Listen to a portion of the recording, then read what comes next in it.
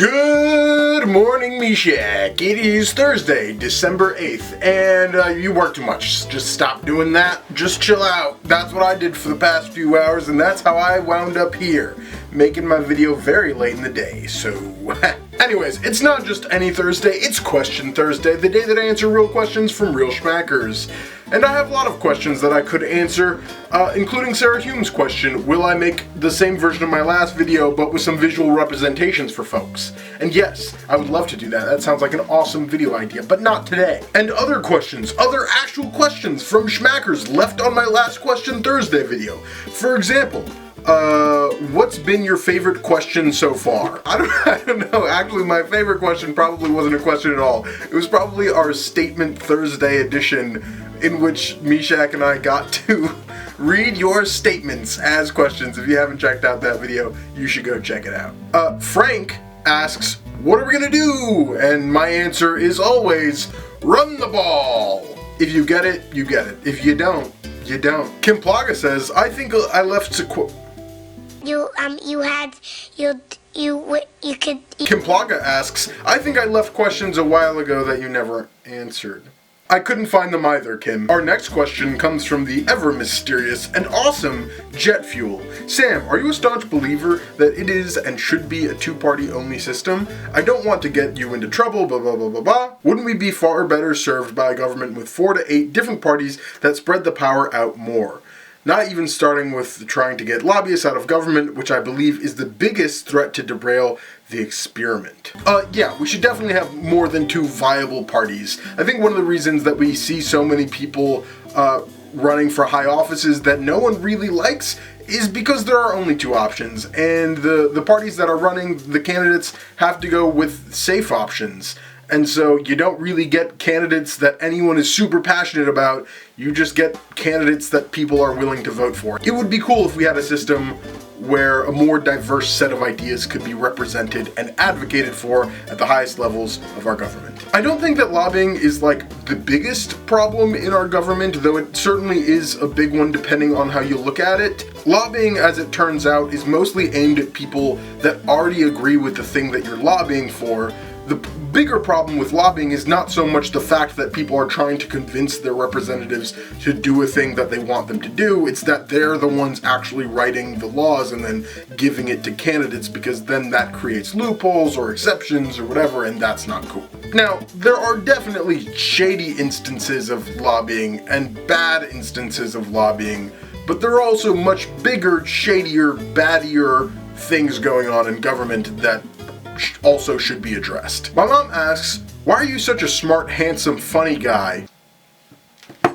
At least my mom thinks so. Yeah, that's technically all the questions on this video, but I'm sure that if I go to one of my more popular / controversial videos, I can see more questions. Let's find out. No, mostly just people yelling at me. Not the most inquisitive bunch here.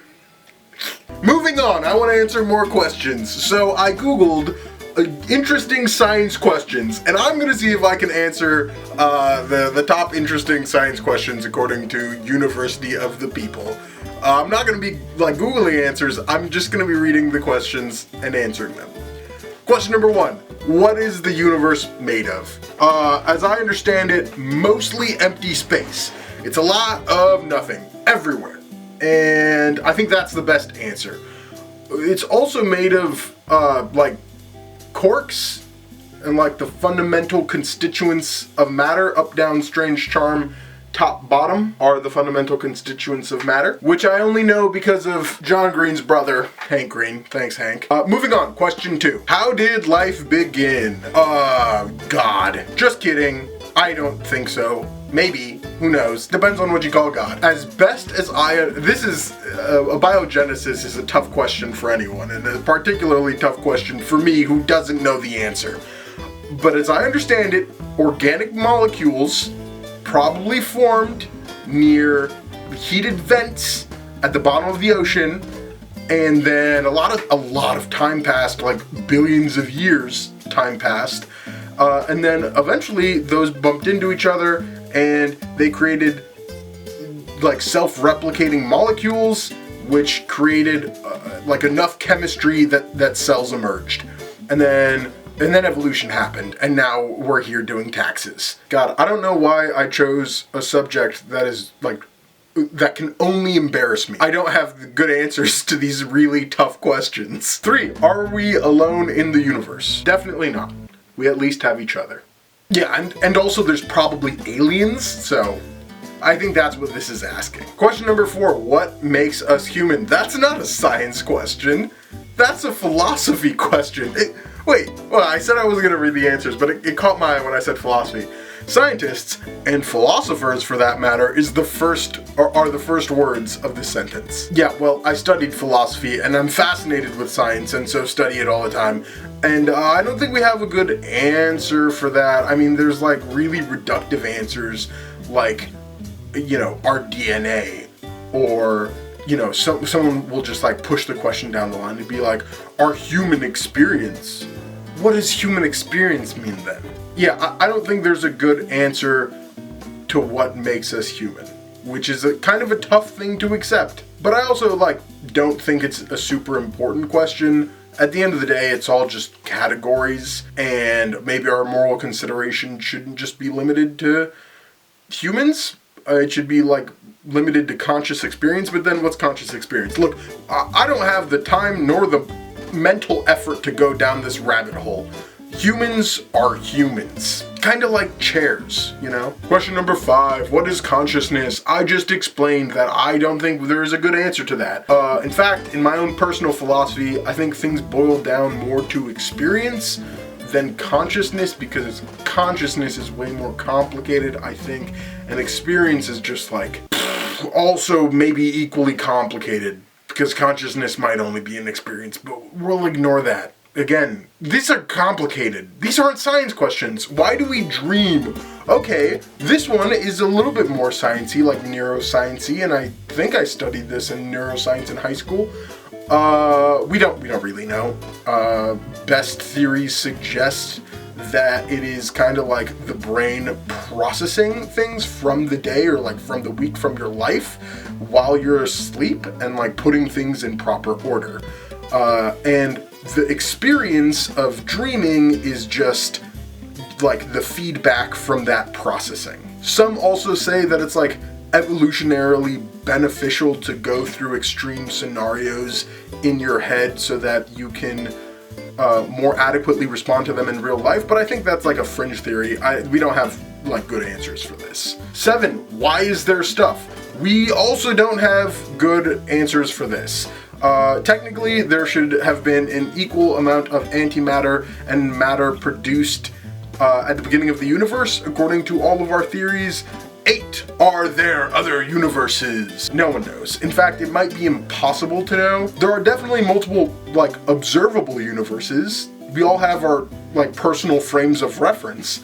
So in that way, I think there are at least 8 billion universes, which is pretty cool. Where do we put all the carbon? I'm gonna read further on that one because I think, like, a lot of places. In the last couple hundred years, humans have been releasing a lot how to maintain the Earth's equilibrium or store the carbon away to prevent further damage. Historically, we've put it in like trees and rocks, and that seems to be a pretty good strategy. So maybe more trees. How do we get more energy from the sun? We don't need more energy from the sun. You don't get more energy from the sun. Unless we did like some seriously intense stuff, like dumping unfathomable amounts of hydrogen onto the sun, we wouldn't get more energy from it.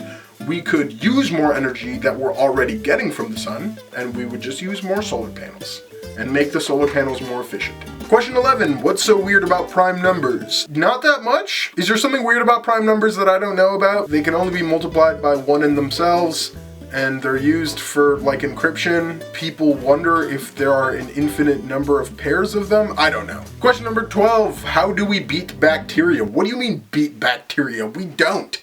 Bacteria owns this planet by like a big margin, and we don't stand a chance. If we are talking about beating bacteria to not kill ourselves, that's a different story. Antibiotics, and our bodies are pretty good at it by themselves. 13, can computers keep getting faster? Yes. Yes, they can definitely keep getting faster. The question, I think, is probably about the hardware of computers. It seems like we are reaching some of the physical limits about how small transistors can get before, like, quantum mechanics starts getting involved, which would obviously make our computers all wonky.